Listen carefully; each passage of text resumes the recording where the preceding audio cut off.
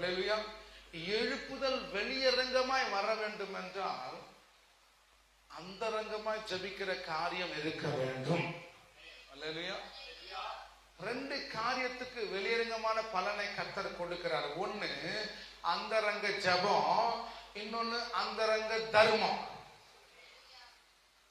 ரகசியமா ஜெபம் பண்ணினா ஆண்டவருக்கும் உனக்கும் உறவு இருந்துச்சுன்னா அந்த வெளியரங்கமா கர்த்தர் பலன் கொடுப்பார். அந்த வலது கைக்கு தெரியாம இடது கைக்கு கொடுத்தோம்னா, அல்லேலூயா, வலது கைக்கு கொடுக்குது இடது கைக்கு தெரியாம கொடுத்தா அதுல மிகுந்த பலன் உண்டு. எத்தனை பேர் விசுவாசிங்க?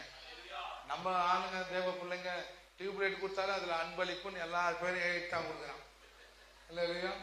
மேக்சிமம் அதுல லைட்ல வெளிச்சமே தெரிய மாட்டுது. ஏன்னா பெயிண்ட் அடிச்சு பேரை மச்சிடறான். அல்லேலூயா. சத்தமா சொல்லுங்க. இலங்கையில பாஸ்டர்